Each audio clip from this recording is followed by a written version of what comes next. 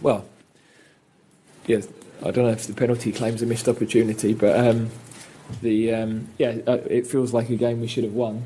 I think the performance deserved that. First half, pretty even, but a very good chance from the corner, which we should have probably got on the end of. They had one from a cutback. They had, one reasonable chance second half, but I thought really we dictated the flow of the game for a long period, and the second half performance was excellent. We were pushing and pushing right to the end.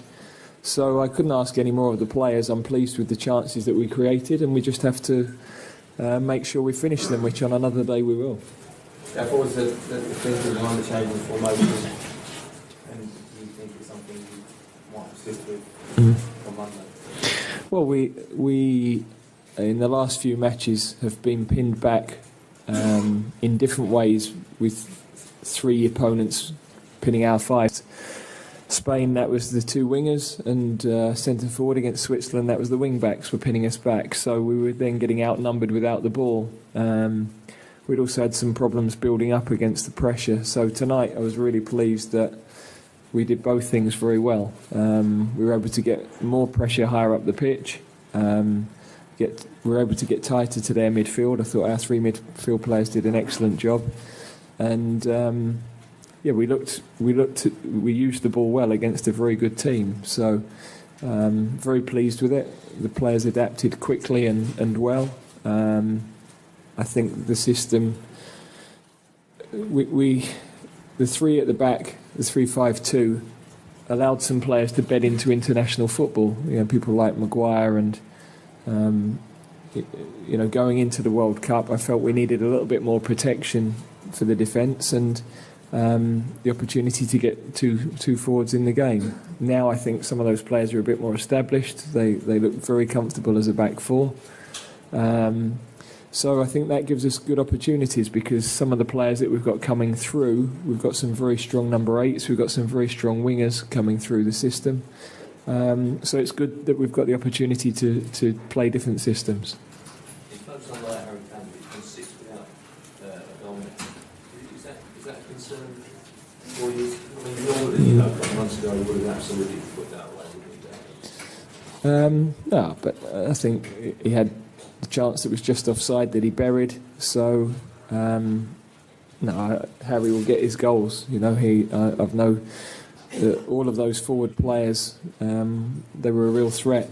I think that the most important thing for the team is that you create chances, that you look dangerous and you create chances, and then the players that had chances tonight that didn't score, they will score. Yeah, what did you say about the players in terms of the atmosphere tonight, no one being there, that they were able to adapt into that situation and produce performance of that quality to do the second half? Yeah, they're hugely proud to play in the shirt, and we talked just before the game. Not an easy pitch either, especially in that final third. Lots of people just slip in with their footing, so that quality in the final third at times, balls bouncing up at the wrong moment. But good teams adapt, and good teams, whatever the circumstance and whatever the atmosphere and whatever the pitch, they find a way of playing, and I was really pleased that the players did that tonight. And I'm particularly pleased with Ben Chilwell. I thought that was a super debut. Very composed with his defending against some top quality players. He was patient, he made good interceptions, his use of the ball was very composed, got forward well. And also thought Ross Barkley coming back into the team had a very good impact on the game as well. So for me, a lot of pluses. We're disappointed to leave here not having won, but I have to focus on the way that we play, and tonight I thought we played well. I'm sure you could hear that some of the English fans on the hill, and they're not probably supposed to be there, but their support is magnificent. Do you think it's fair that they were punished? Well, it's impossible to have an influence on that. I could hear noise. But it is a shame for the supporters, particularly who've, some have not missed a game for 10 years or more. But we totally understand why that's happened, and we just have to hope that it's not a situation that ourselves or Croatia find themselves in again. Yeah. I ask about the suspended players, obviously, on top of the injuries, how they get off. Well, it doesn't make life any easier, but it's opportunity for other players. So it's going to be a really good test for us in Seville. We will have thousands of fans there, so we want to give another good performance. And these players give absolutely everything. I can never ever question their commitment or the intensity of their game. Again tonight, a couple of players have emerged. I thought Sancho had a really good impact when we eventually got the ball to him. So I think lots of encouraging things from the game.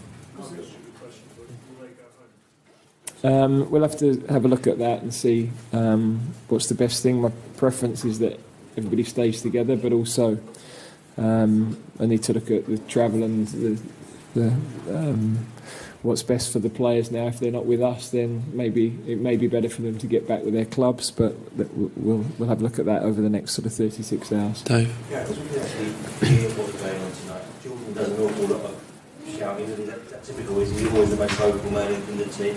And yourself, not really as a criticism, but you're obviously not a ranter and raver. Is that something you just don't find is massively beneficial? You don't say a huge amount.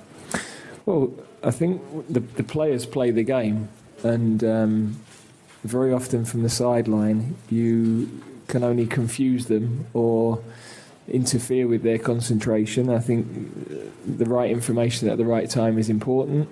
Most of the time managers shouted at me, I deffed it. So it was, there's moments to make key decisions, or very often give encouragement, I think, to players when things are being done in the right way. And but everybody's got their own style, and that will work for them. Jordan is a leader, and when you're pressing the way that we wanted to press, he often sets that trigger. And there was a lot of good information coming from the back players to the midfield players as well to allow that pressing to happen. So.